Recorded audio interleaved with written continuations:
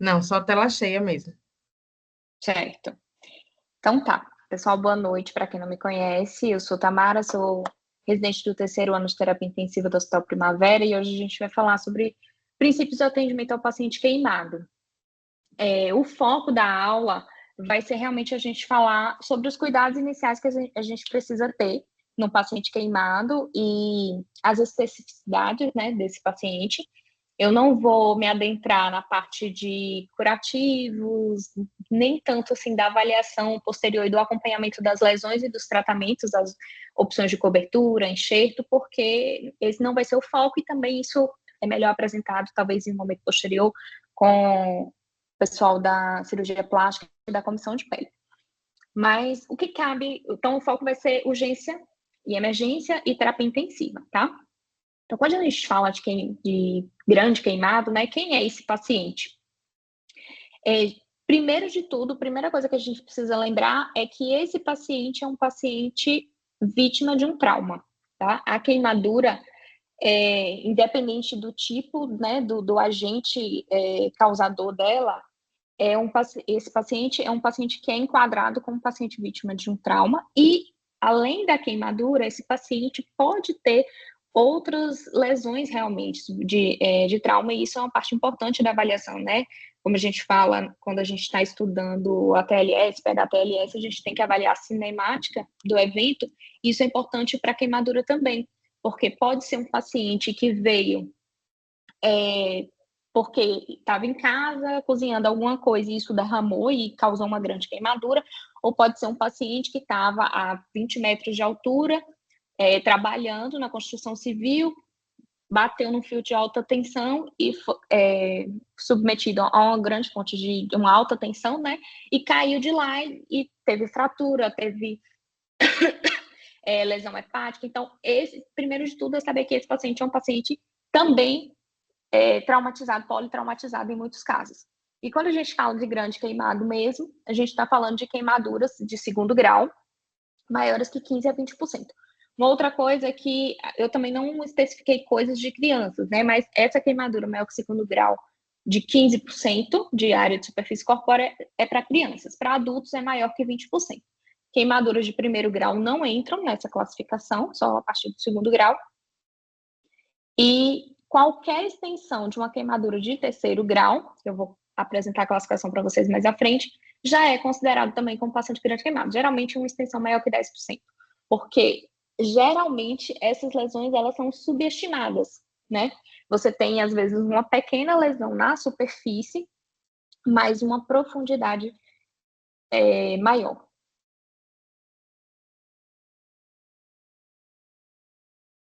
O que causa o que a queimadura leva, né? A gente sabe que o paciente que é vítima de queimadura, existe uma inter-relação, assim, de aspectos sociais, culturais e psicológicos também desse paciente.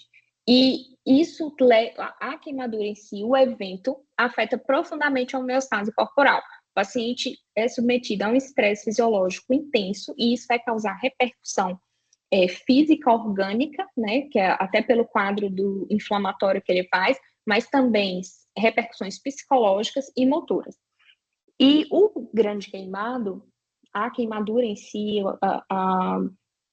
o trauma que acontece com esse doente, além dessa parte orgânica que a gente tem que lidar, também implica em custos financeiros diretos e indiretos para a sociedade, porque esse paciente é um paciente que precisa ser internado, geralmente precisa de um suporte avançado, esse paciente fica em unidade de terapia intensiva ou de uma unidade de tratamentos queimados, precisa de muitas intervenções, geralmente é uma internação mais prolongada, ele faz trocas, às vezes até diárias de curativo em centro cirúrgico e não apenas no leito. Então, isso aí já vai impactar muito. E além disso, a queimadura também deixa sequelas, e essas sequelas às vezes são incapacitantes. Muitas vezes a pessoa não consegue nem voltar para a atividade que ele fazia habitualmente. Então, isso impacta também no retorno à sociedade. E como é que ela ocorre? A gente tem diversas fontes, né, agentes térmicos, como eu comentei, agentes que podem causar queimaduras.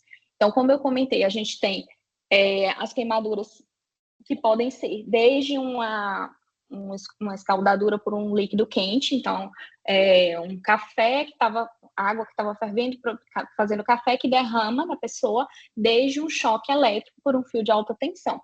Mas também temos fontes que não são tão comuns, que a gente não está tão habituado, que são os químicos, a radiação, fricção e o frio, que também não é uma realidade nossa. Em quem que ela acontece, né? Qual é o paciente que está mais suscetível a queimaduras? Então, a gente tem, hoje em dia, poucos dados epidemiológicos, e isso muito por subnotificação. Nos países, os principais casos de queimaduras acontecem em países de baixa renda, e a gente tem ainda uma notificação muito pobre, até porque não são eventos de notificação compulsória, então muitos casos não chegam até os dados, então isso fica um pouco perdido, mas existe na literatura eu não tenho dados exatamente de incidência, mas algo em torno de 300 mil mortes. Então, a gente sabe que é algo que tem uma incidência elevada, mas também uma mortalidade elevada, principalmente em países de baixa renda, que vão representar 95% das mortes por queimadura. Em quem que ela acontece? De perfil... o paciente geralmente é do sexo masculino, jovens de 20 a 29 anos, e quando crianças são menores que 10 anos. 62% dos casos ocorrem em domicílios, e os principais agentes causais em adultos é a chama direta, e em crianças é a escaldadura. E quem morre mais? Existem diversos aspectos que vão impactar na gravidade da lesão, mas hoje a gente já sabe que quanto maior a sua extensão, né, então queimaduras maior que 30% a 40%, porque elas vão causar uma necrose extensa e um quadro inflamatório muito mais grave, que esses pacientes podem morrer do choque nas primeiras horas, né, e lesões inalatórias, que da mesma forma, o paciente que é vítima de uma lesão inalatória, principalmente térmica, esse paciente, ele também é um grande queimado, mesmo que a queimadura dele seja só inalatória, pela extensão que ele vai atingir, né, nos alvéolos. E pacientes mais idosos, maiores de 60 anos. Então, por definição, a queimadura ela é uma lesão que pode ser causada por agente térmico, químico, elétrico ou radioativo, atua nos tecidos de revestimento do corpo, destrói parcialmente ou totalmente a pele e seus anexos e podem atingir camadas mais profundas, como tecido celular, cutâneo, músculos, tendões e ossos. Aqui é uma classificação, essa é a classificação mais atual. A mais clássica que a gente conhece lá da época da faculdade é aquela em primeiro, segundo e terceiro grau. Hoje, a classificação fala sobre espessura. Então, a gente tem a queimadura, que é o antigo primeiro grau, que é a queimadura de espessura superficial. Ela é uma queimadura que atinge só a epiderme, é uma queimadura mais rosada, brilhosa, que dói ali no momento, tem uma sensação de dor importante, mas assim, menos importante que a de segundo grau, né? É uma lesão mais eritematosa. E essa referência, que foi o tratado de medicina intensiva, ele refere 4 dias, mas pode ser que demore um pouquinho mais, às vezes até 10 dias para curar. Ela geralmente vai ter uma revitalização rápida e espontânea, sem você precisar fazer grandes intervenções, nem precisa de coberturas especiais. A queimadura antiga, segundo grau, a gente tem a de espessura parcial superficial e a espessura parcial profunda. A espessura, essa queimadura aqui, de espessura que seria a antiga segundo grau, ela atinge derme e epiderme. A parcial superficial, ela tem um aspecto mais molhado, tá? Ela é mais rósea, diferente da outra que a gente vai ver que é mais vermelha, ela é mais rosada, brilhosa, mais exudativa e forma bolhas e flectemas. Ela dói muito, a sensação de dor é a maior e leva um tempo. Geralmente consegue ter uma revitalização boa. Nesses casos aqui, você não precisa fazer enxertia e leva um tempo ali de 2 a 3 semanas para ela conseguir se recuperar. A de espessura parcial profunda já começa a ser uma lesão mais difícil de tratamento, né, que vai demandar de mais tratamento. Ela, aqui, só voltando na parcial superficial, geralmente você vai ver aquela que vai causar as bolhas, os flectemas, e você ainda consegue ver folículos pilosos. Quando você já não consegue, você perde, ela geralmente é uma parcial profunda.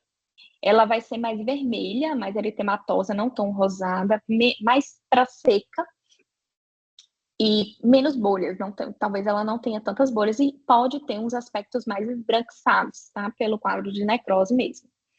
Geralmente vai precisar de enxertia para recuperação e o tempo de cicatrização ele é mais prolongado ali de 3 a 8 semanas. E a espessura completa, que é o antigo terceiro grau, ela é uma lesão seca, branca ou enegrecida, né? Você pode ter das duas formas.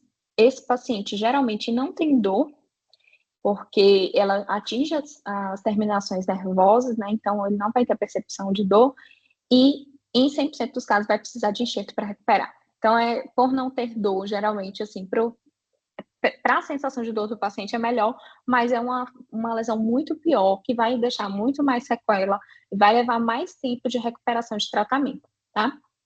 Que são essas duas aqui, espessura parcial profunda, segundo grau, e a espessura completa. E quando que a gente tem que referenciar esse paciente para a unidade de tratamentos de queimados, né? Isso aqui, geralmente na literatura, casa também com a indicação de internação em UTI. Se você está numa unidade que o paciente não é um centro exatamente uma unidade específica para o queimado, né? Esse paciente vai estar em UTI, mas no local que você tem o cuidado com o queimado, ele vai para lá. Então, são pacientes com lesões de terceiro grau maior que 10% de superfície corporal, lesão de segundo grau maior que 20% da superfície corpórea, em adulto, na criança maior que 10, lesão inalatória, queimaduras em região perineal ou genital, extremos de idade, queimaduras em face, mãos e pés, são áreas nobres, queimaduras circunferenciais em extremidades, trauma elétrico com rabdomiólise, geralmente eles vão fazer, e pacientes com comorbidades preexistentes e traumas associados. Quando a gente fala do cuidado inicial a esse paciente, né, que vai chegar na emergência, o principal, uma coisa que a gente precisa ter cuidado é que a gente precisa ter foco. Isso por quê? Porque o paciente queimado assusta. As lesões, elas tiram a nossa atenção e muitas vezes você chega, ela causa comoção, né? O paciente que é vítima de queimadura, ele causa comoção, a gente se assusta, a gente fica com medo, né, com receio, às vezes até ali de tocar, de examinar. Um dos pacientes que eu atendi quando eu estava até rodando na unidade de queimadas, ele tinha uma lesão bem parecida aqui, mas não era tanto em rosto, era mais em tórax, e eu lembro que até ficou estranho, assim, você fica sem saber, porque não é o nosso habitual, né, de rotina ali, não, vou examinar assim, muda muito, às vezes está cheio de curativo. Então, quando ele chega imediatamente, a gente precisa ter em mente que a gente tem que seguir um tratamento, um atendimento protocolado, sistematizado, para não deixar nada passar e não fazer com que isso aqui tire a nossa atenção e isso cause impacto para o paciente, porque esse primeiro cuidado, ele vai ter repercussão importante na evolução mesmo, no prognóstico desse paciente, né? E aí, repetindo, ele deve ser tratado como paciente politraumatizado e a gente precisa seguir o ATLS, então a gente vai seguir o ABCDE. Aqui a gente está falando do paciente já no intra-hospitalar, né? Não está no eixo, então, geralmente, tem o X-ABCDE na atualização do ATLS, então o X já foi visto, que é caso o paciente tenha uma exsanguinação, não é tanto o caso de uma queimadura em si, a não ser que seja um paciente que realmente teve um trauma muito grande, um capotamento, uma queda de grande altura e que tenha aí algum outro foco de sangramento. Mas pensando só mesmo na queimadura, primeiro a gente vai avaliar vias aéreas, tá? Então, o mais importante, verificar se as vias aéreas estão pérvias e se existe algum sinal na história clínica desse paciente que sugira que ele pode ter alguma lesão de via aérea, tá? Então, se esse paciente tem lesão de face, se tem lesão de vibrisas nasais, se está tendo tosse carbonácea, se ele tem algum tipo de estridor, de escuta com broncoespasmo, se ele consegue falar, sinais de edema, porque qualquer alteração ali de desconforto respiratório, lesão de face, o pescoço, tosse, carbonácea, já vão ser indicativos para a gente pensar numa intubação precoce, tá? Se a gente considerar intubação mesmo, porque esse paciente, se não for intubado nesse cenário, talvez você não consiga intubar. Na ventilação, para todos os pacientes, a gente vai ofertar oxigênio a 100%. Lembra que a gente está numa avaliação inicial, então você vai ofertar oxigênio, tentar ofertar 100%. Observar o padrão ventilatório, como ele também é vítima de trauma, a gente vai seguir a mesma coisa, avaliar se esse paciente pode ter tido pneumotórax associado, se tem algum derrame pleural que esteja impactando o hemotórax, né? Se ele, em relação às queimaduras, se tem alguma queimadura circunferencial ali no tórax que pode estar causando restrição ventilatória. Então, você vai observar por desconforto respiratório, um tórax que não expande, uma queimadura de terceiro grau que causa contratura muscular, isso pode impactar e talvez precise fazer escarotomia. Na circulação, a gente vai pegar 2 acessos calibrosos, como já é preconizado na TLS, então a preferência é pelo acesso periférico, não é para a gente pensar em fazer acesso central nesse momento, até porque a gente precisa avaliar as áreas que estão queimadas para isso.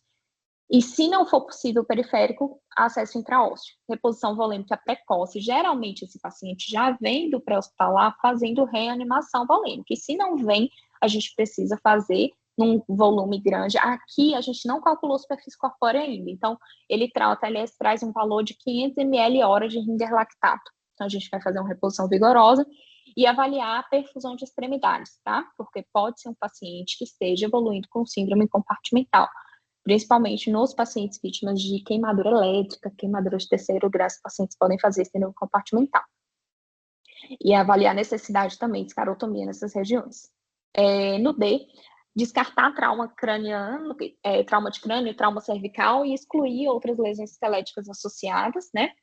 No D, aí a gente vai expor todo o paciente, importante afastar a fonte de queimadura, considerando que ele já veio, né, já foi afastado da fonte de queimadura, mas a gente precisa avaliar se esse paciente tem alguma coisa ali que está perpetuando a queimadura. Então, tirar a roupa do paciente, retirar adorno, brinco, anel, relógio, tudo que pode aumentar ali a área de queimadura, e principalmente porque depois você pode nem conseguir tirar mais, porque ele vai edemaciar muito. Quantificar a área corporal queimada, que vai ser extremamente importante, isso aqui, para a avaliação inicial, para o segmento e acompanhamento da ferida, e nessa fase inicial, para a nossa ressuscitação volêmica. Manter o paciente de cabeceira elevada a 30 graus, isso para reduzir o edema de face. E no paciente que tem queimadura de face, é muito importante descartar lesão de córnea, tá? Nesse paciente nessa avaliação inicial que você está fazendo, a gente não vai pensar em avaliação de oftalmo nem nada nesse momento, depois ele vai precisar. Mas nessa parte inicial aqui, a gente precisa proteger a córnea, né? Então, se ele queimou a face, o ideal é colocar algum colírio oftálmico lubrificante e tampar com uma gazezinha para poder manter ali a região protegida. Então, sempre lembrar, remover itens perigosos, avaliar comprometimento de via aérea, seguir o ATLS, calcular a superfície corpórea queimada. E aqui um ponto muito importante que a gente precisa lembrar. Esse paciente que foi queimado, apesar de ser uma queimadura, geralmente quando a gente está falando aqui, a gente está falando de calor, né? Esse paciente vai ter muita perda volêmica para o terceiro espaço e por evaporação. Ele perdeu pele, então ele vai perder líquido e esse paciente vai perder calor. Então, quando a gente afasta ele já foi afastado da fonte do calor, ele já foi submetido a resfriamento. Depois a gente tem que ter muito cuidado para prevenir hipotermia. Geralmente, quando ele chega na unidade de emergência, principalmente a gente considerando que a gente está depois na UTI, é um paciente que precisa ser muito bem aquecido, porque esses pacientes podem e fazem hipotermia importante. Fazer o curativo das lesões, né? Todas essas lesões depois, na avaliação secundária, elas devem ser tratadas. Eu não me aprofundei no assunto, mas quando o paciente é um grande queimado, superfície maior que 30% a 40%, geralmente tem uma área de necrose extensa. Se ele não for debridado, ele vai perpetuar um quadro inflamatório importante, porque isso está diretamente relacionado à necrose tecidual, se relaciona com a cascata de inflamação e o quadro de choque que o paciente faz. Então, se você não debrida, ele vai perpetuar no choque, na resposta inflamatória sistêmica, né? Então, precisa ser debridado.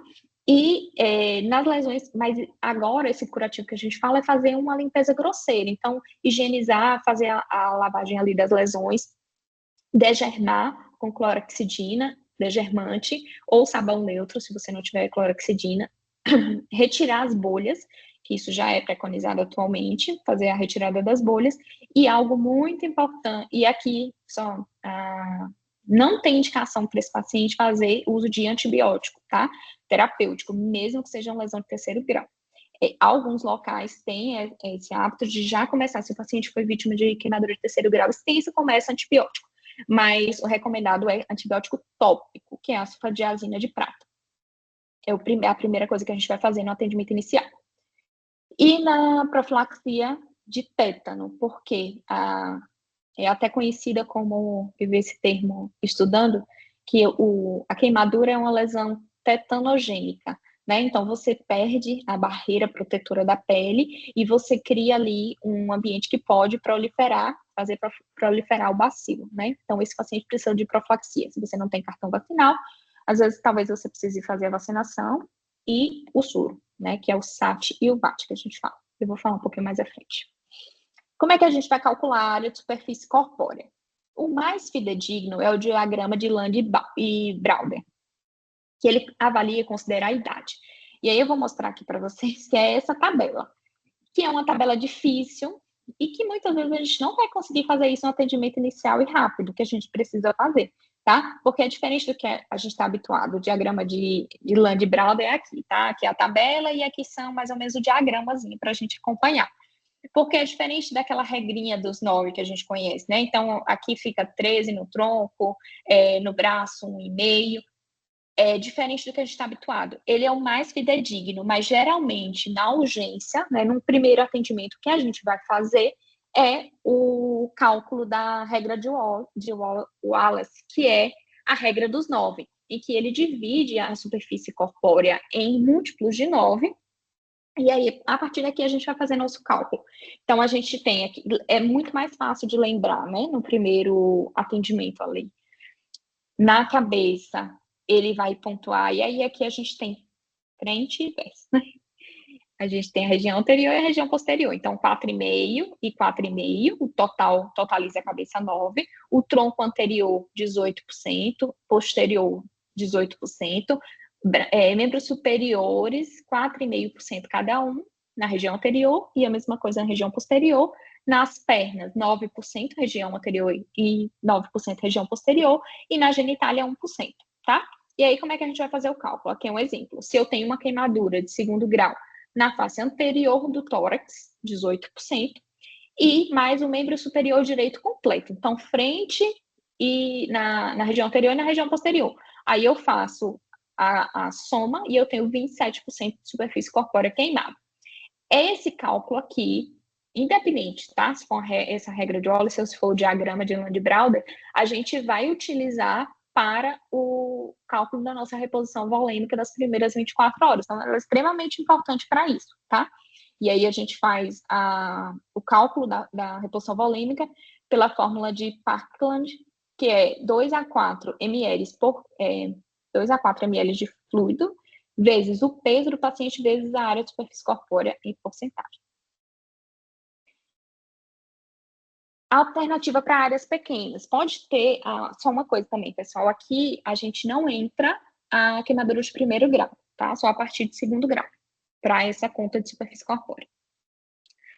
E tem algumas áreas que você tem queimaduras que são irregulares, que são ou áreas pequenas ou irregular mesmo. Exemplo, eu tenho uma queimadura no tórax, mas só na região do hemitórax esquerdo, acima da linha do mamilar. Então, não dá para colocar ali na conta que esse paciente tem 18%, não foi o tórax inteiro, né? Então, eu posso usar a regra da palma da mão, e que é a palma da mão do paciente, não é a minha, que é muito pequena, a da palma da mão do paciente, ela vai ser equivalente a 1,25% da superfície corpórea. Aí eu posso ali dizer que é 1%. Alguns locais até colocam assim, na referência, a palma da mão do paciente vai ser 1% da superfície corpórea. Então, eu vou lá, coloco e faço e tenho uma ideia melhor de quanto que é, tá? E depois desse paciente, você fez aquela conta ali, se você usar a regra dos 9, por exemplo, faz o cálculo inicial, faz o cálculo da reposição volêmica, e depois esse paciente vai ser encaminhado para a unidade de terapia intensiva ou para o centro de cuidado de queimados, e aí esse paciente vai sendo acompanhado diariamente. Primeiro porque essa superfície corporal ela vai sendo sempre recalculada conforme o paciente é submetido a enxerto ou a área se reepiteliza, né? E uma coisa que é importante também é você fazer o acompanhamento, porque essas queimaduras elas podem se aprofundar durante a internação e elas vão ser extremamente importante a gente deixar muito bem registrado qual foi a classificação da queimadura quando ele chegou e qual foi a classificação e qual foi a extensão, né, a superfície corpórea queimada. Porque se isso piora durante a internação, a gente pode entender que talvez esses pacientes tenham um quadro de choque, de má perfusão que está contribuindo para isso, ou que o tratamento que está sendo instituído não está sendo adequado, ou que tem algum quadro infeccioso ali, então, principalmente quando a lesão aprofunda, e aí você suspeita que talvez essa ferida esteja infectada. E aí, quando a gente fala tanto disso, que você tem que repor, fazer reposição volêmica vigorosa, que precisa fazer um cálculo que é de 2 a 4 ml por quilo por superfície corpórea queimada, por quê? Por que isso? Por que esse paciente choca tanto, né? E como é que eu tenho que reanimar? Então, isso acontece porque a queimadura gera uma resposta inflamatória sistêmica. A partir do momento que esse paciente é submetido a este trauma, da queimadura, ela vai desencadear a necrose, a inflamação ali, vai desencadear a ativação de uma cascata inflamatória, liberar mediadores químicos inflamatórios, aumentar a permeabilidade capilar, fazer uma vasodilatação, liberar líquido do meio intra para o meio extravascular, e esse paciente faz uma hipovolemia e ele choca por hipovolemia. E a gente tem 2 momentos, eu acho que eu trouxe aqui, né? Esse choque é conhecido como o burn shock, que é o choque do queimado, né?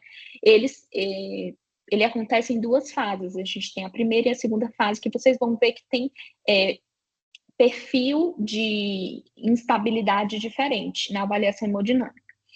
Então, aqui a gente tem um trauma térmico, que vai ativar ali, fazer lesão endotelial, ativar macrófagos, ativar a cascata do ácido araquidônico do sistema calicreína sininas.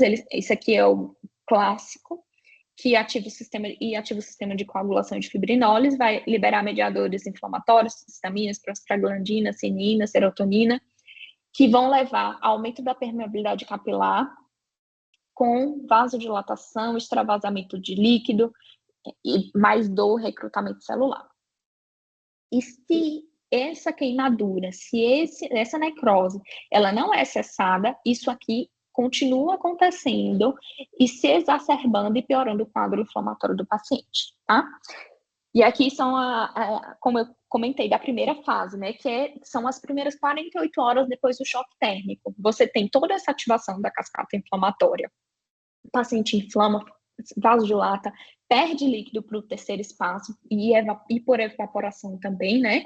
E aí, o choque que você vai ter aqui é um choque hipovolêmico. No livro, ele descreve exatamente assim: caracteriza-se por baixo débito cardíaco e aumento da resistência vascular periférica. Esse é o padrão do choque, de um choque hipodinâmico e que é por hipovolemia, tá? Então, na fase inicial, a gente tem um débito baixo e uma resistência vascular periférica aumentada.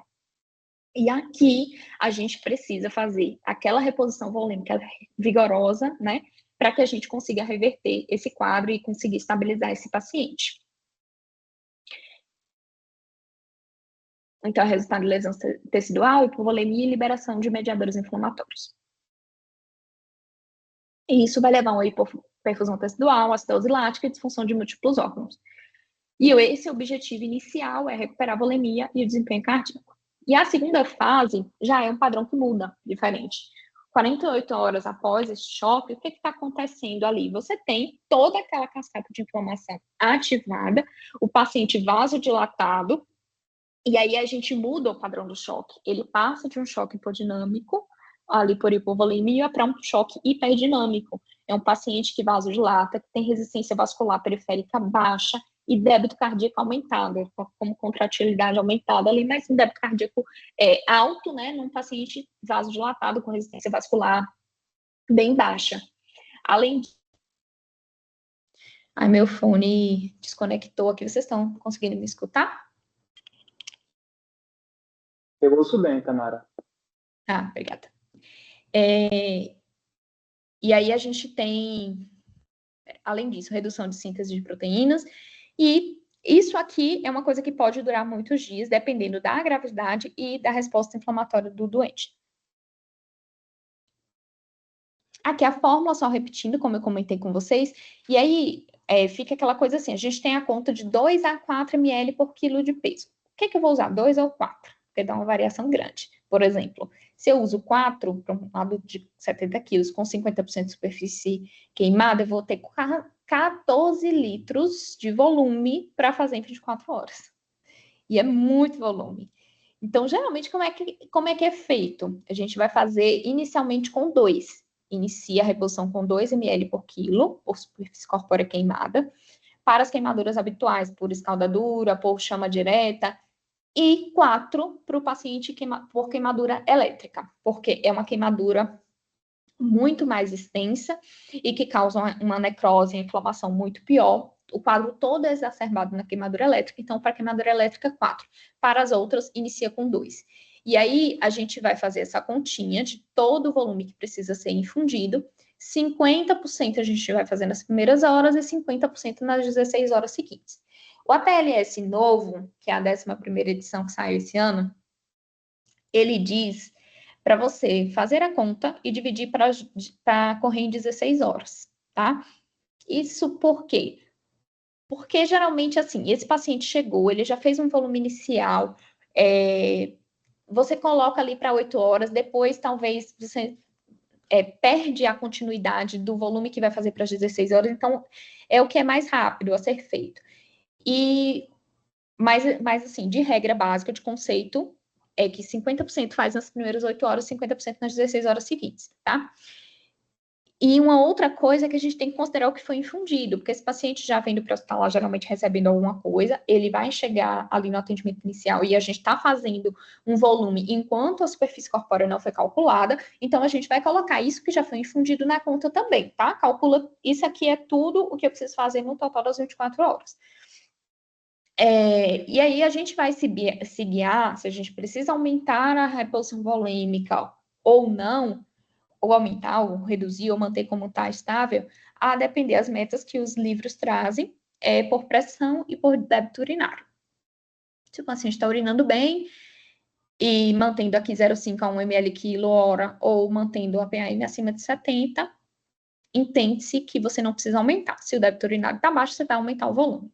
Essa é aquela avaliação inicial. Quando a gente fala de ambiente de terapia intensiva, a gente vai se guiar por variáveis hemodinâmicas, né? Também por micro e macrohemodinâmica, e é extremamente importante avaliar se esse paciente está tendo melhora da acidose metabólica, da hiperlactatemia, da saturação venosa central, do gap de CO2, e a gente lança mão de outras alternativas no acompanhamento seriado depois também, né? Na própria fase de desressuscitação.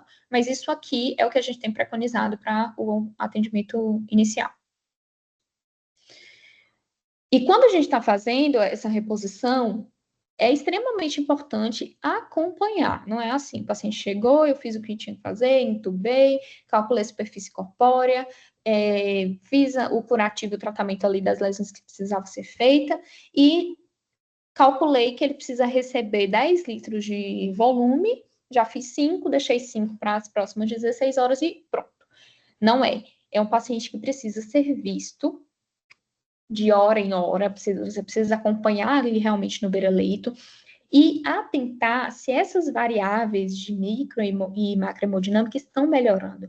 E principalmente no paciente vítima de queimadura, que estava em um local fechado, que foi submetido a queimadura que pode ter sido exposto à fumaça, a queimadura de plástico, madeira. Se esse paciente persiste com acidose metabólica, com nível de lactato elevado, déficit de base BZX6 negativo, muito negativo, a gente precisa levantar a hipótese de intoxicação por cianeto, tá? Que é um marcador importante, principal é a hiperlactatemia. E, além disso, mesmo não sendo esse paciente vítima com intoxicação de cianeto ou de monóxido de carbono também, se esse paciente persiste com acidose e lactato elevado, mesmo com reposição volêmica adequada, eles são pacientes que vão morrer mais, tá? E além disso, eu preciso me atentar para os riscos do excesso de volume, porque a gente está fazendo muito volume para um paciente que está perdendo proteína, que está fazendo extravasamento vascular e que pode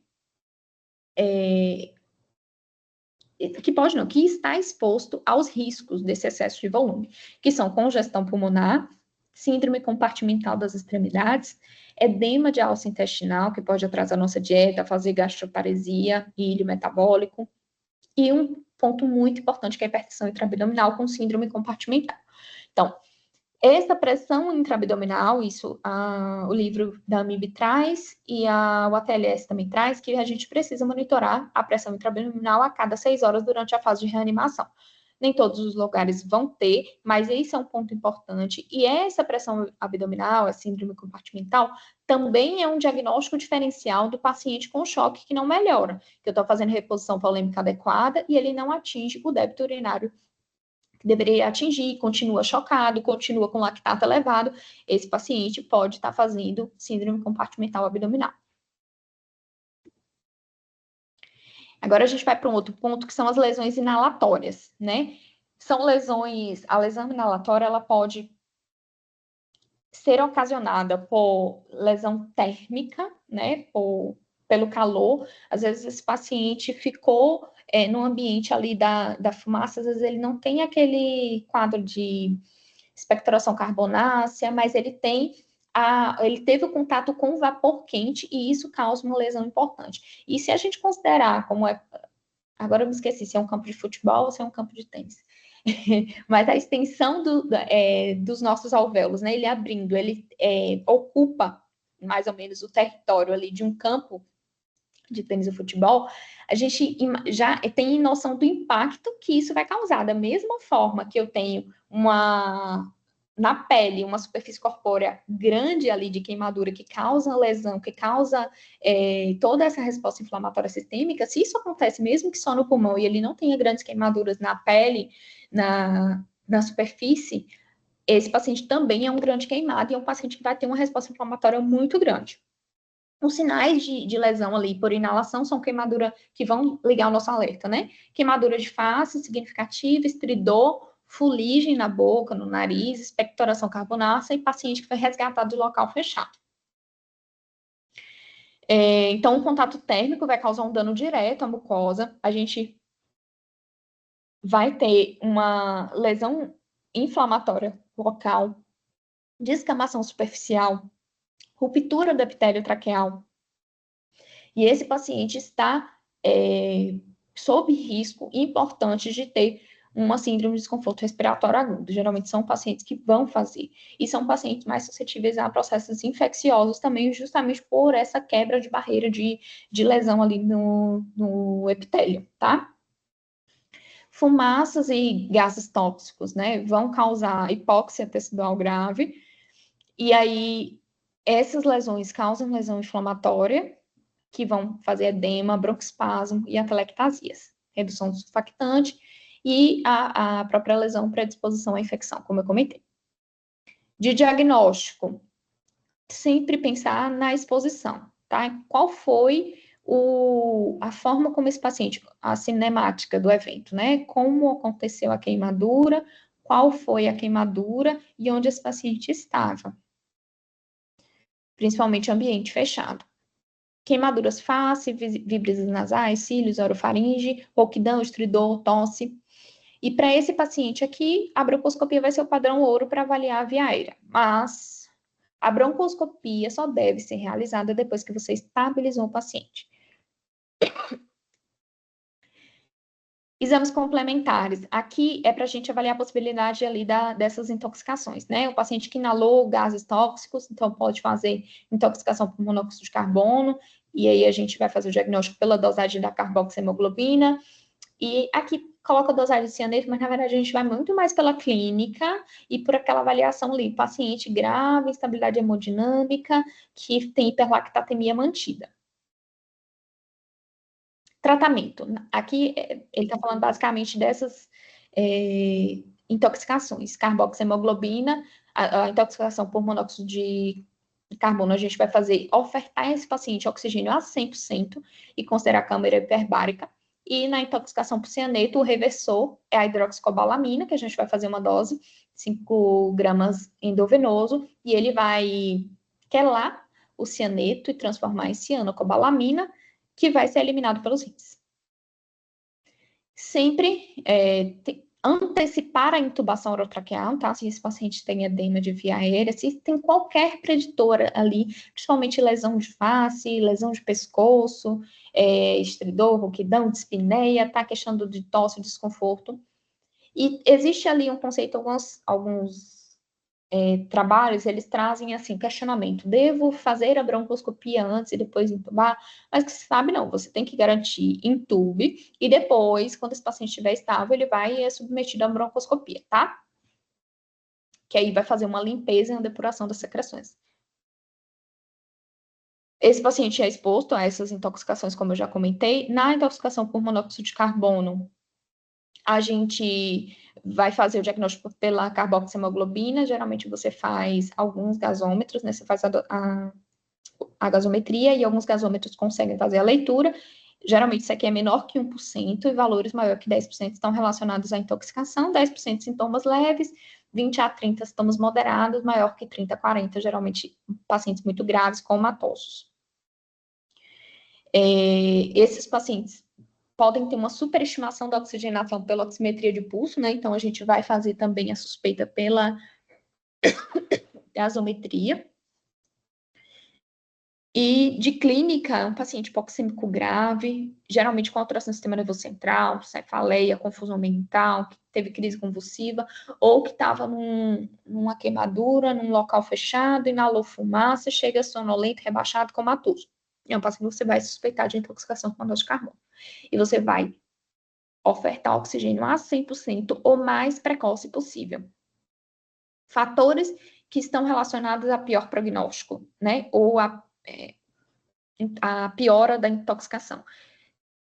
O tempo que esse paciente passou lá dentro, exposto a esse gás, ou a demora para o tratamento adequado. Então, se ele ficou muito tempo lá preso, inalando, é pior. Ou se ele ficou pouco tempo, mas ele já tinha ali um nível de intoxicação e você demorou a tratar, a ofertar oxigênio, ele vai ter um prognóstico pior também. A intoxicação por cianeto, o cianeto ele é um gás incolor e a sua intoxicação pode ocorrer por exposição aguda ou crônica, mas nesse contexto aqui a gente está falando de casos agudos, e é por inalação em incêndio com combustão incompleta de materiais hidrogenados e carbonáceos. Então, isso aqui geralmente acontece em locais que, por exemplo, teve um incêndio no presídio, queimou um monte de colchão, plástico, algodão, né, madeira, esponja, todo local que tem muito isso, geralmente esses pacientes vão ter exposição a cianeto. E um fator marcante é a hiperlactatemia, porque ele vai fazer disfunção mitocondrial, né? Então, a hiperlactatemia persistente é um sinal de alarme e que vai sugerir ali a possibilidade dessa intoxicação e tratamento com a hidroxicobalamina. O suporte para esses pacientes a gente vai tratar como paciente com síndrome de desconforto respiratório agudo grave, que geralmente esses pacientes vão evoluir assim, né? Se ele tem uma lesão inalatória importante. Então, ventilar com estratégia protetora, pressão de platô menor que 30, volume corrente mais baixo, 4 a 6 ml por quilo, ajustar a PIP para evitar colapso alveolar, FO2 mínimo necessária para manter uma PO2 acima de 60 e uma saturação acima de 90. Alguns locais referem da possibilidade de se fazer VNI, mas, assim, geralmente esses pacientes vão ter contraindicação. Primeiro que se você tem uma edema, queimadura de face, de via aérea, carbonáceo, não vai colocar VNI, você vai entubar esse paciente, né? E, geralmente, ele também vai ter trauma facial, vai estar inconsciente, edema grave. Então, o tratamento mesmo é intubação. Nosso próximo tópico são as lesões elétricas, né? Elas vão variar de lesões pontiformes até necroses extensas. Está muito associada à síndrome de esmagamento e ao risco de rabdomiólise. porque ela faz uma lesão muscular importante. Sua gravidade depende da voltagem, da amperagem, do tipo de corrente, se é alternada ou contínua, mas o principal é a voltagem. E o que é considerado alta tensão, né, de verdade, é a corrente com maior que milivolts, maior que 1000 milivolts. Então, ou, por exemplo, dando um exemplo aqui, os fios que passam, que tem aqui na nossa rua, os mais baixos ali, é aquele ali de 110, né? E aqueles fios que ficam acima, mais altos, que geralmente são 3, são os fios que vão passar uma corrente maior que 1000 volts. Descargas maiores que 70 mil geralmente são fatais. E que geralmente estão naquelas áreas nas subestações, né? São lesões mais extensas. Esses pacientes vão ter uma necrose tecidual grave e podem, inclusive, ter parada cardiorrespiratória, e principalmente porque, geralmente, principalmente descargas maiores, esses pacientes, esses eventos estão muito relacionados com queda também, né? É um paciente que trabalha com altura, que subiu em um poste, teve o contato com a corrente, com o fio de alta tensão, e aí ele cai. Então, geralmente é um paciente que, além de uma queimadura grave elétrica, ele também tem um trauma abdominal, torácico importante. As correntes de baixa tensão geralmente vão ser menos extensas, mas tem risco de fibrilação ventricular. O que determina a gravidade é a resistência dos tecidos. Quanto maior a resistência, maior calor gerado, e esses pacientes geralmente vão ter lesões profundas e incapacitantes. Quando o paciente tem um contato, por exemplo, da mão com o fio de alta tensão, geralmente isso já causa uma contratura muscular importante, e aí essa corrente, ela vai passar por ordem de resistência, né? Vai passar pelos nervos, pelos vasos, pelos músculos e vai vai transformar de lesão elétrica para lesão térmica, e esse calor, ele vai se estendendo por todos os tecidos, causando uma lesão extensa. E aí, geralmente, a gente tem muita necrose, lesões compartimentais importantes, e aqui é extremamente avaliar lesões em braços, nas pernas, torácicas também, esses pacientes podem fazer lesão compartimental e geralmente precisam de fasciotomia. Eu trouxe uma imagem, eu acho que aquela imagem lá ficou no final, mas eu vou voltar para vocês verem. Aqui é uma imagem de um paciente com uma queimadura elétrica extensa. Aqui não está aparecendo, mas a mão fez justamente essa contratura que eu estou dizendo. Esse braço estava todo necrosado e estava fazendo síndrome compartimental. Isso aqui foi uma fasciotomia que foi feita, tá?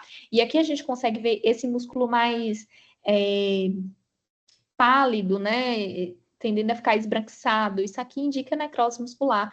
É um paciente com uma queimadura muito grave.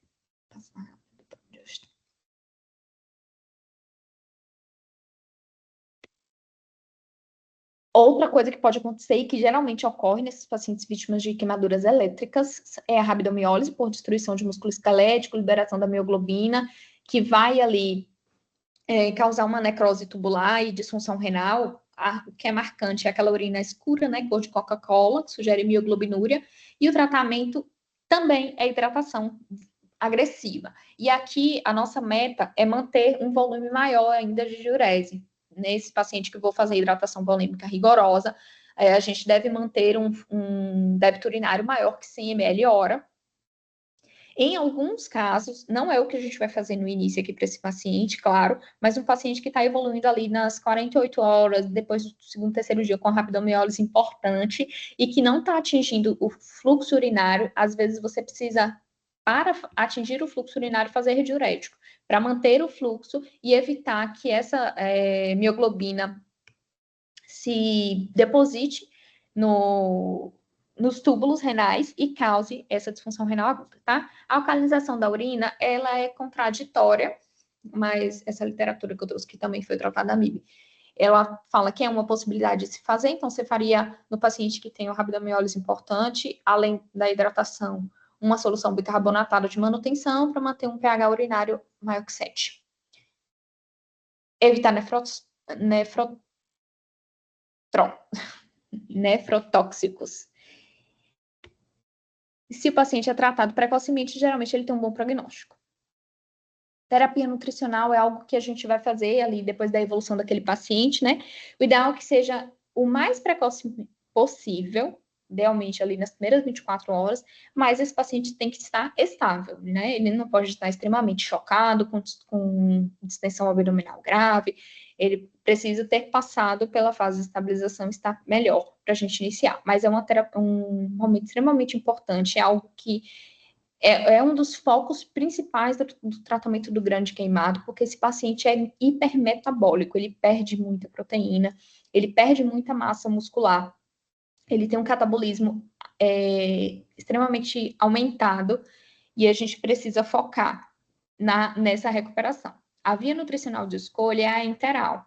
A parenteral, ela pode ser avaliada em alguns casos, se você tiver contraindicação à via enteral, que não está conseguindo evoluir de nenhuma forma, mas a prioridade é enteral. O ideal é muito difícil, assim, você fazer o cálculo pelas medidas habituais ali, de avaliação de peso do paciente, albumina, porque isso se perde, né? Então, vai muito da monitorização nutricional, da avaliação do exame físico, de como a ferida está e de como está sendo a cicatrização, né? Mas a necessidade, a estimativa da necessidade de calorias, quando você não tem calorimetria indireta, a gente vai fazer por essa fórmula aqui. A suplementação proteica, idealmente de 1,5 a 2 gramas de proteína por quilo por dia. E a reposição de glutamina, que sempre foi muito falada, hoje não é mais indicado de rotina, por um trabalho recente que saiu no New England. Aqui é um exemplo de como o paciente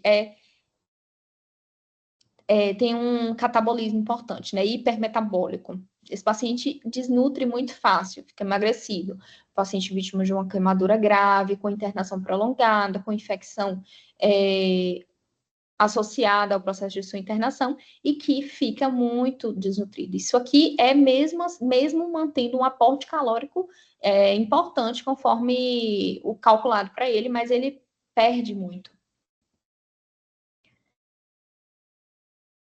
Outro tópico importante é a analgesia para esses pacientes. Sempre vamos fazer analgesia, usar analgésicos simples, né? Então, dipirona, paracetamol, vamos sempre lançar a mão. Associado a opioides, esses pacientes sentem muita dor. E uma coisa importante lá, quando a gente falou da classificação, é que, assim, a queimadura de terceiro grau, ela não dói, mas geralmente esse paciente não tem só a queimadura de terceiro grau. Ele tem junto áreas de queimadura de segundo grau, né, que são queimaduras mais dolorosas. Esse paciente é submetido a trocas constantes de curativo. Eles fazem trocas diárias, geralmente, e nem todas são em centro cirúrgico. Então, eu preciso garantir uma analgesia adequada para que essas trocas sejam bem realizadas. Eu preciso garantir uma analgesia adequada para esse paciente consiga mobilizar no leito, consiga sair do leito, para a gente ter uma reabilitação melhor. Então, esse aqui é um foco principal no acompanhamento. A gente geralmente inicia com opioides mais fracos, codeína, tramadol, metadona, que aqui já é médio, mas em alguns casos podem precisar de morfina, de fentanil. Evitar AINES, né, pela disfunção renal, e lembrar sempre de adjuvantes, né?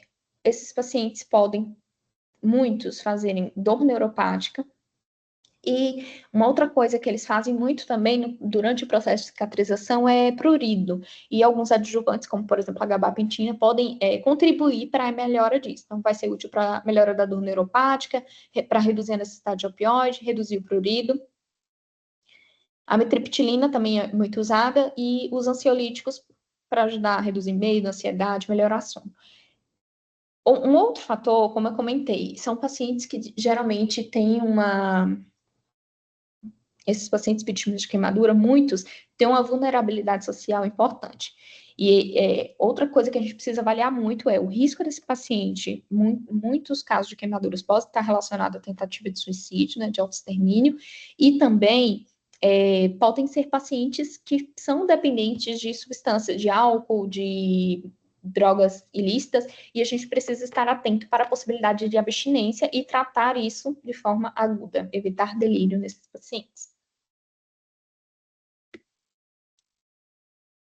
Tem um outro tópico aqui, mas eu acho que eu pulei, são as profilaxias.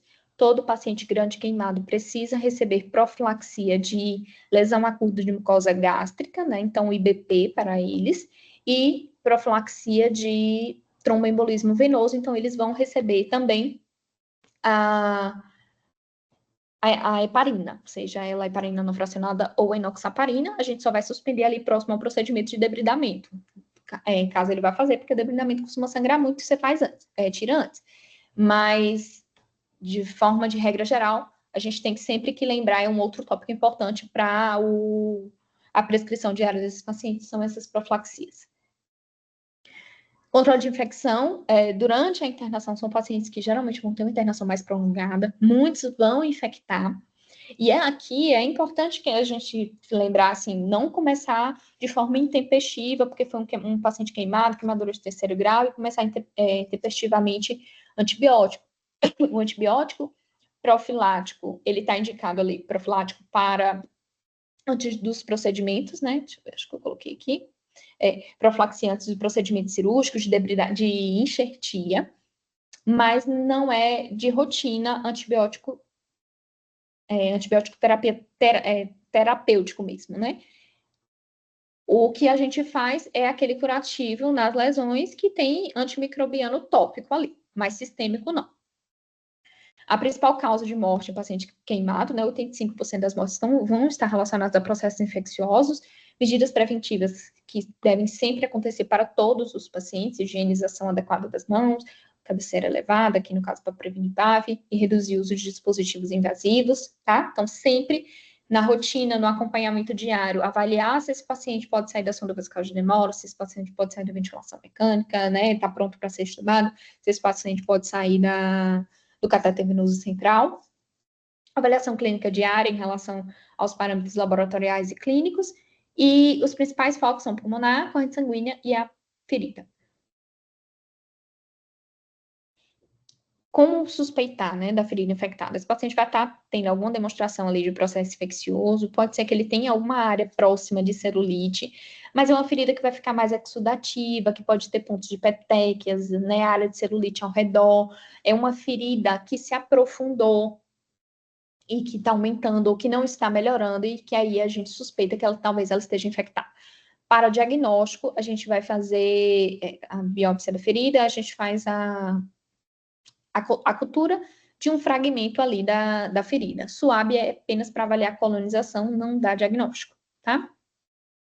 O antibiótico vai ser somente na suspeita clínica, e aqui o ideal é que seja conhecido o perfil microbiológico da unidade, porque o que a gente faz, que é a microbiota ali de um hospital, às vezes não é do outro, então isso tem que seguir a orientação da CCIH.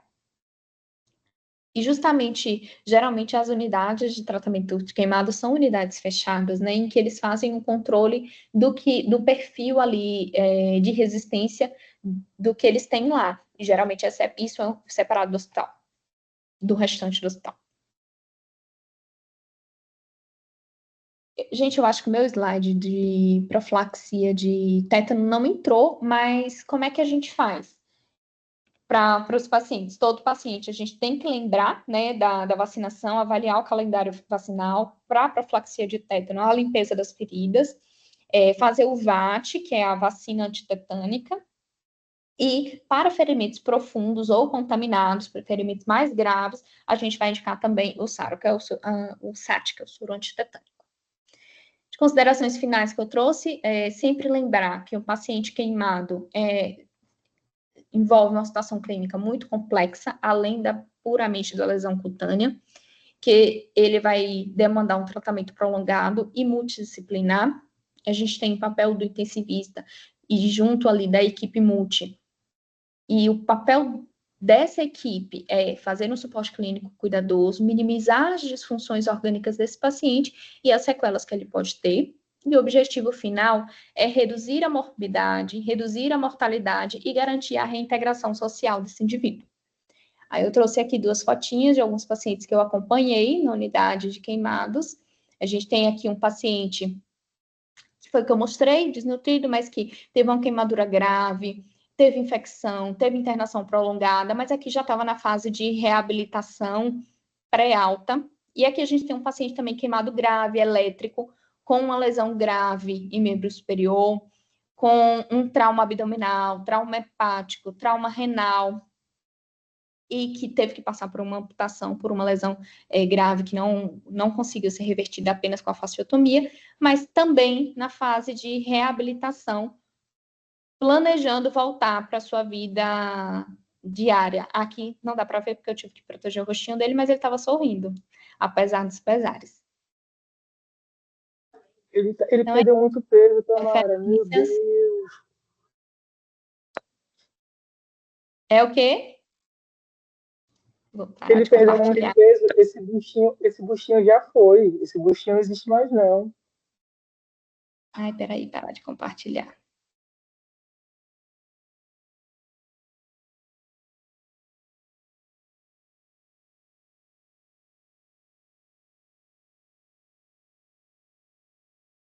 Quem foi que falou? Foi Roberto? Você falou o quê, Roberto? Cara, antes de tudo, obrigado pela aula fantástica. Assim, para mim tá com uma luva, porque eu estou passando esse mês lá e é bom poder rever isso com alguém que já tenha já está com a coisa muito melhor sedimentada do que eu.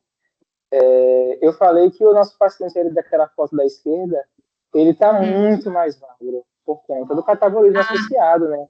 Então aquele buchinho ali, ele não existe mais não. É uma barriguinha plana, chapadinha. Imagina.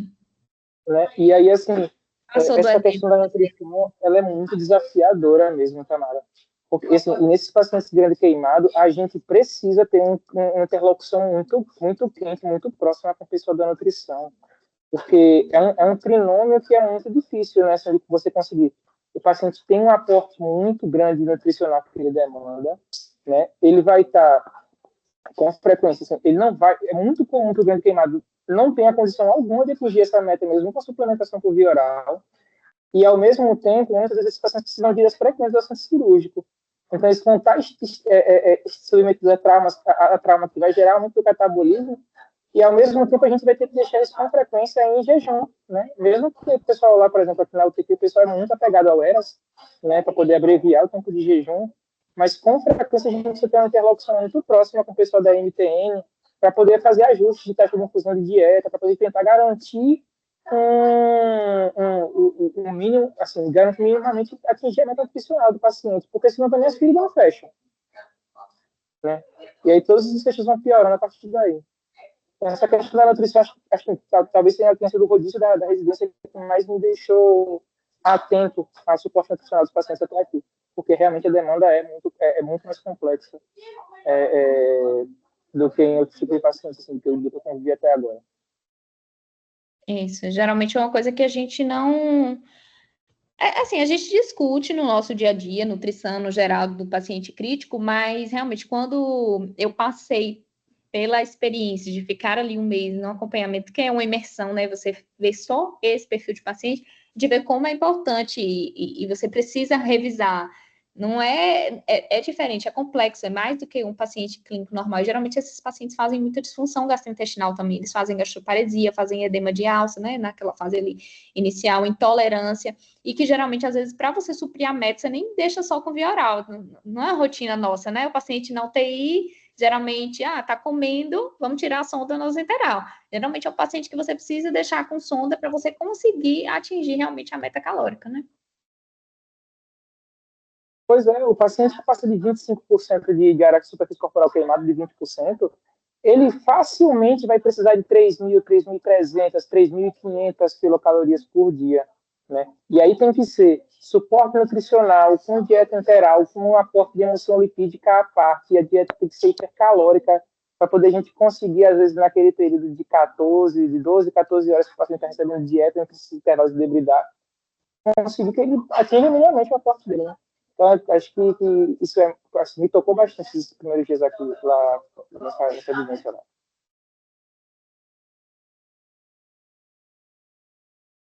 Seu microfone está fechado, Tamara.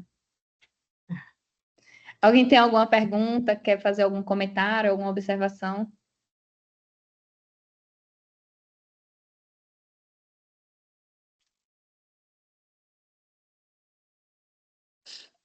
Tamara, Cássia aqui. Oi, Cássia. Só parabenizar mesmo pela sua aula, foi muito boa. E eu acho que uma coisa que André sempre fala, né, ele não tá aqui, eu vou representar ele, que é ousadia, né? Mas é que é aproveitar muito o possível de cada rodízio. Eu acho que você conseguiu fazer isso muito bem, né? Dentro da unidade de queimados, diante de todos os desafios, a gente sabe que às vezes não é o cenário ideal, né? Mas sempre tem alguma coisa para aprender e para contribuir também, né? Como a gente sabe que a sua presença lá contribuiu bastante com o cuidado desses pacientes. A gente tem muito pouca experiência com queimados nos hospitais que a gente trabalha, né? Acho que tirando o uso, é muito difícil a gente ver esse tipo de paciente. No Primavera, tem 3 anos que eu trabalho lá, a gente teve um queimado, assim, na UTI. Então, a gente vê pouco, mas é importante que quando a gente tenha esse paciente, a gente tenha essa noção de tudo o que você falou, né? Para seguir o caminho correto, porque todo paciente merece o nosso melhor. E queria só ouvir de você também, assim, qual a sua perspectiva como intensivista, assim, do papel realmente do intensivista dentro dessa unidade de terapia de queimados, né? Porque faz muita diferença, a gente sabe que faz. Ser intensivista e estar dentro desse cuidado intensivo com o paciente queimado. Queria saber da sua perspectiva como intensivista, né? Quase, falta só 3 meses, 6 meses, pouquinhos meses. Dentro do cuidado com o grande queimado. Cássia, olha, eu acho que, assim, uma impressão no geral, eu acho que isso, André, é uma coisa que comenta também. O paciente ser cuidado, assim, aquele perfil de paciente ser cuidado em um ambiente que é especializado naquilo, faz muita diferença na condição dele, né? Então, isso é uma coisa, assim, uma coisa que a gente observa. O cuidar, por isso que os centros de tratamento de queimados, porque é um perfil de paciente diferente, que tem alterações orgânicas geralmente assim muito próprias relacionadas ao quadro ali, e você cuidar dele naquele ambiente que todo mundo está falando a mesma língua, que a equipe multi está focada naquele, e geralmente é um perfil de paciente assim, diferente da UTI, que vai reabilitar geralmente fora da UTI, né, no paciente clínico normal, ele reabilita lá dentro, né, porque ele sai de lá para casa. Ele é o paciente crítico que chega, que está entubado grave, que foi estubado, reabilita e depois vai para casa. Então, uma coisa que eu observei também que faz muita diferença isso, e não é a nossa rotina cuidar de pacientes queimados, mas eu acho que por a gente não atender sempre o tempo todo, é uma coisa que a gente precisa revisitar, né? Então, eu acho que é uma aula que é válida, assim, um assunto a gente sempre rever, porque as coisas mudam, se atualizam, e a gente lembrar, tem coisa, assim, do cálculo superfície corpórea, que eu não lembrava mais, a gente estuda isso lá na faculdade, né? E falando sobre sua pergunta especificamente em relação ao papel do intensivista, eu acho que é isso, assim, você ter o papel do paciente crítico grave, é um paciente diferente que tem alterações próprias ali, mas eu acho que na condução, no acompanhamento, na horizontalidade, o principal é evitar que esse paciente tenha piora. Então, ele já tem uma lesão muito grave, ele já foi vítima de um trauma, de um evento muito traumático, que foi a queimadura que causou toda essa disfunção orgânica nele. Então, acho que o papel do intensivista, do médico que vai estar cuidando dele ali diariamente, é conseguir reverter essas disfunções orgânicas, né? Então, fazer uma ressuscitação adequada, sempre fazer o tratamento, a analgesia adequada, instituir as profilaxias, discutir, estar junto com a equipe multidiscutindo aspecto nutricional e reabilitação motora e evitar que esse paciente tenha piora e mais disfunções, né? Prevenir que esse paciente, por exemplo, que eu já sei que vai ter uma internação prolongada pela própria queimadura, piore e aumente seu tempo de internação por uma infecção relacionada à assistência, né? Que é um paciente mais suscetível, mas eu acho que o olhar do médico, do intensivista, é muito direcionado para isso também, para esse cuidado, prevenir infecções, eventos adversos relacionados ao cuidado no ambiente hospitalar.